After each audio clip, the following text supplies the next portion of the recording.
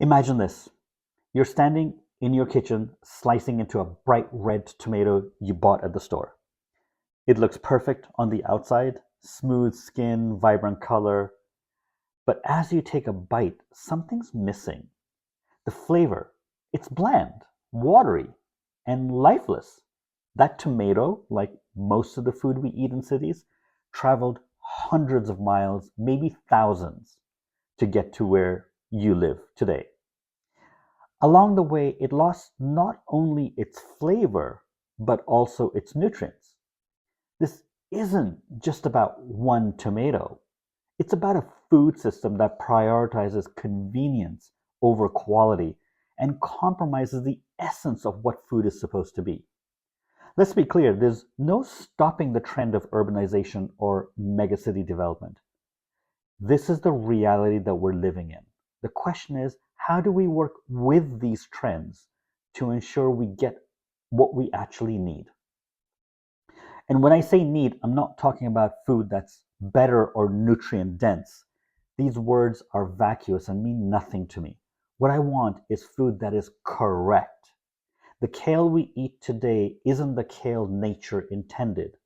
Industrial farming has left it nutritionally hollow, a ghost of what it is meant to be. Let me explain.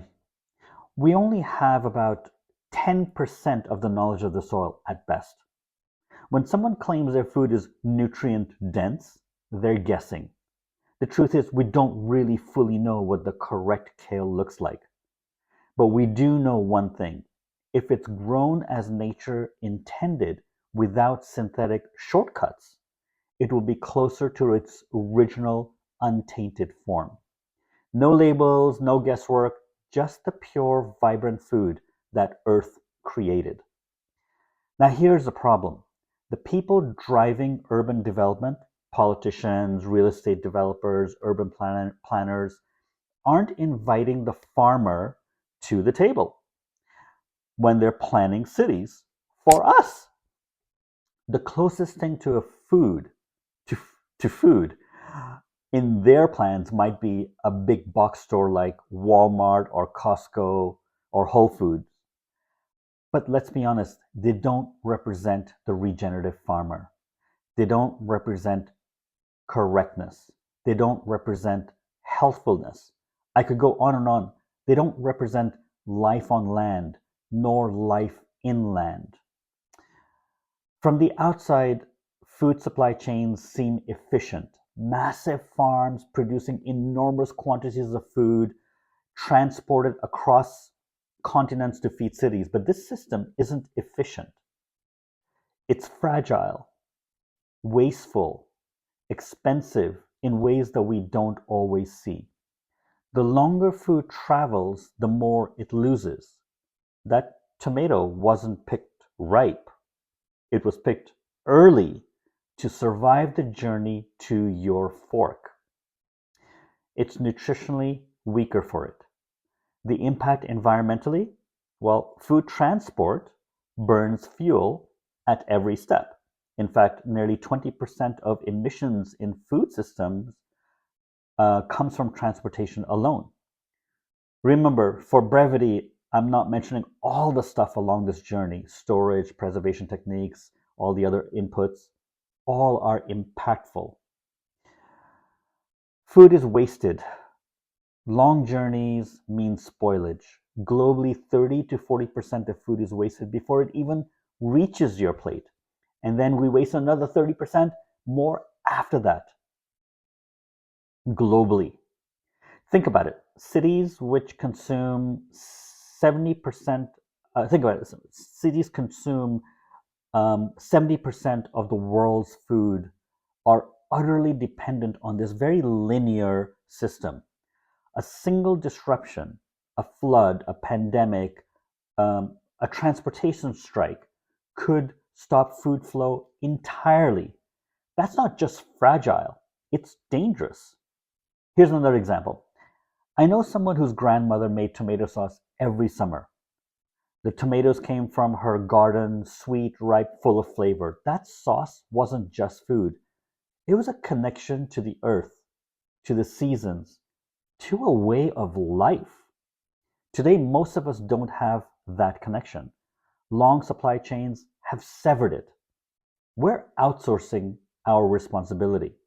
Cities rely on food grown far away, often using practices that deplete soil health and poison ecosystems.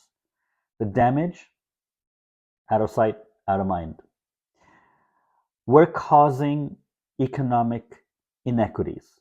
These systems funnel wealth to corporations while squeezing out small farmers, continually squeezing out small farmers.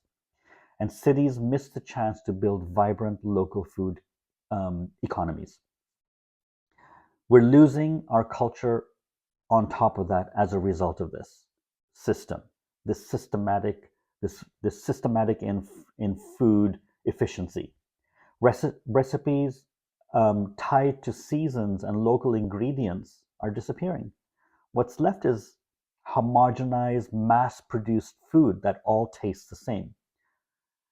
This isn't just sad, it's dangerous. A food system that disconnects us from the source of our nourishment is a system that leaves us very, very vulnerable. So let's get to the numbers.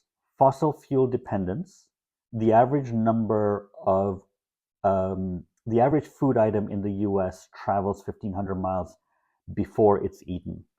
That's a lot of fuel, a lot of emissions, and a lot of hidden costs. Packaging waste is also another um, um, issue that we're dealing with. To survive these long journeys, food is overpackaged in plastic. Most of it ends up in landfills or polluting our ecosystems. Soil depletion. Industrial farming relies on monoculture farming and chemicals. Each round of pesticides kills more soil life, creating a downward vicious cycle that demands even more synthetic inputs. Cities are consuming resources faster than they can be replenished. The convenience we enjoy today is undermining the systems we'll need tomorrow. If megacities are the future, we need to rethink how they feed themselves. And no, this isn't just about vague promises of a better system. It's about building food systems that are correct and aligned with Earth's natural rhythms. So here's where we can start. For urban farming, we can begin to implement, and I know that there are movements across the globe for rooftop gardens, vertical farming, community plots that bring back food production into the city, which does cut some emissions and restores some of the connection. It's definitely not enough. We can patronize local markets. So that shortens the distance between farmers and consumers through direct-to-consumer models. Implementing circular food systems.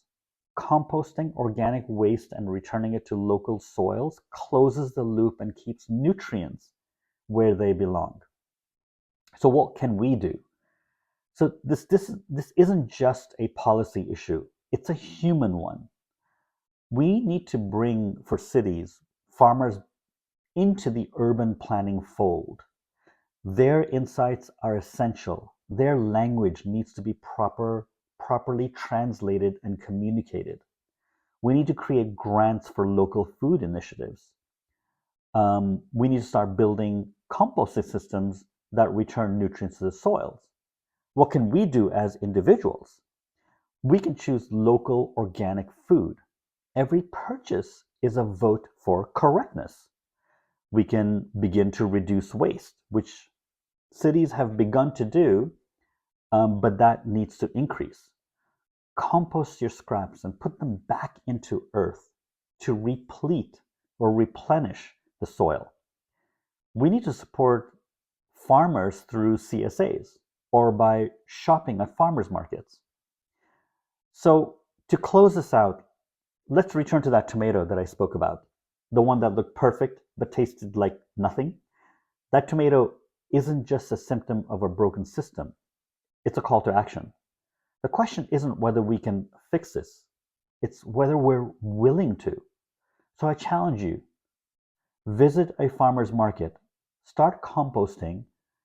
Demand food systems that nourish us, not just fill us up.